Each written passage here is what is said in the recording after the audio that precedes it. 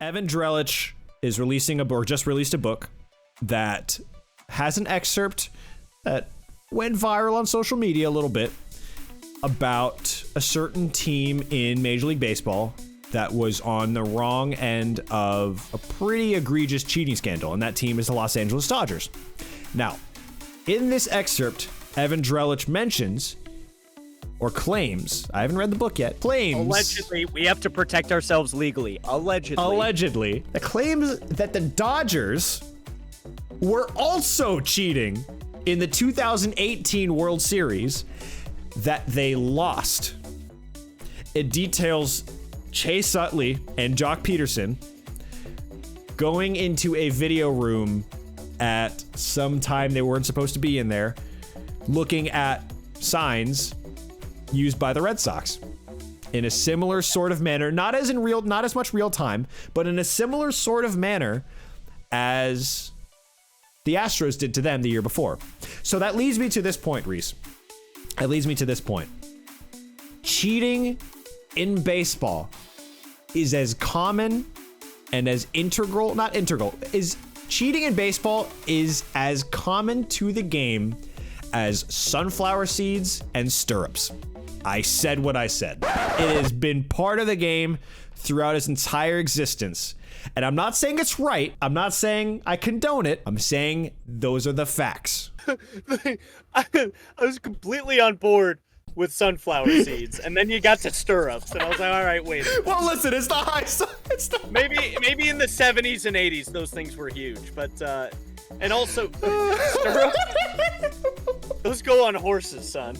Like you know what I mean. You're talking about the socks, and I know that. Yeah, right. But here's my thing. I'm not disagreeing with your take. This particular instance, I don't think is as egregious as getting the feed real time. No. Because look, you can look at tape. Football players, they look at tape all the time. You can't necessarily pick out the plays unless if like they can decipher. You know how they put up little like cards, pictures, yeah, like that, or they got the stuff in the ear, you know, that kind of stuff. Right. I think, like, I'm very excited for this book. I really want to read it so we can kind of get to the bottom of it. But you're completely right. Cheating cheating in baseball are like this. I'd say cheating and sports are like this. You try to find every single loophole, every single advantage that you possibly can in order to win the ball game. Yep. Your money's on the line. Billions. I understand that. It is a multi-billion-dollar industry, and the fact that people are appalled by the prevalence of cheating in a sport like baseball, I'm like, listen, we're not saying it's right, and we don't want to set an example for kids that it is right, because it's not. It's never right in any scenario, full stop. We're not saying what is happening is right. We're saying what has been happening in the game for literally more than 100 years. And we're not...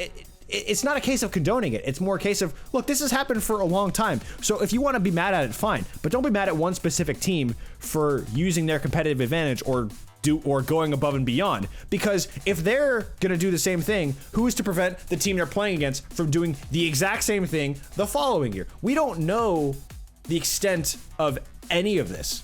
No one really does, except for the people directly involved. And most of those people directly involved are going to take that with them to their graves. I mean, that's just the reality of it. So really, hate the game, don't hate the player.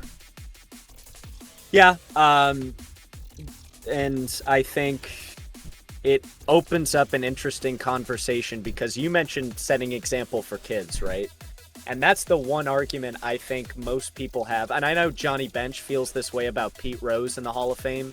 I think Dan Patrick asked or if he were to speak for the fellow Big Red Machine Hall of Famers, you know, Joe Morgan, Concepcion, all of those guys, if they would let Pete Rose in the Hall of Fame at this point, and they all said no. Or at least Johnny Bench said no. And I think that he was very confident that the others would agree. Yeah. Because, you know, gambling, if you do it responsibly, is just fine.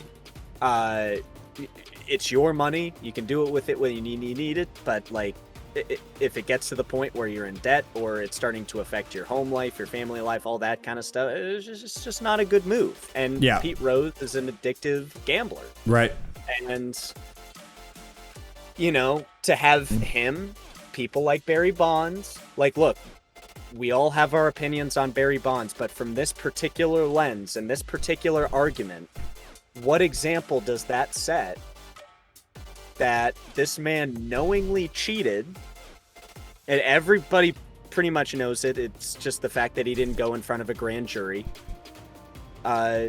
He took steroids, Mark McGwire took steroids, everybody took steroids, but at the same time, we have to think about all of the other players in the past. They have probably taken some sort of performance-enhancing drug. Babe Ruth had access to cocaine. Not saying that he did it, but, you know, it gives you an extra pep in your step, and it could have you hit. Doc Ellis threw a no-hitter on LSD. You think it wouldn't be performance-enhancing, but it happened. Yeah. Lenny Dykstra, a bunch of people in the 80s, they used to take what were called greenies. Mickey Mantle. Yeah. I'm going to say allegedly for all of this stuff, by the way. Allegedly, of course. But also... But Mickey Mantle allegedly took greenies, everybody else, like... What you're saying is basically in order to talk about kind of competitive integrity and what constitutes not going above and beyond to gain an unfair competitive advantage has to be applied across the board. And if you do that across the board, you'd have to literally go back in time in a time machine, because people who know or had the tools to figure out who was playing fair and who wasn't are probably long gone, or took it with them to the grave. So there's no way to know for sure. And so this point with cheating in baseball is much more complex than I think that even you and I can get into in the span of a sub 2 hour podcast, or even years of investigation.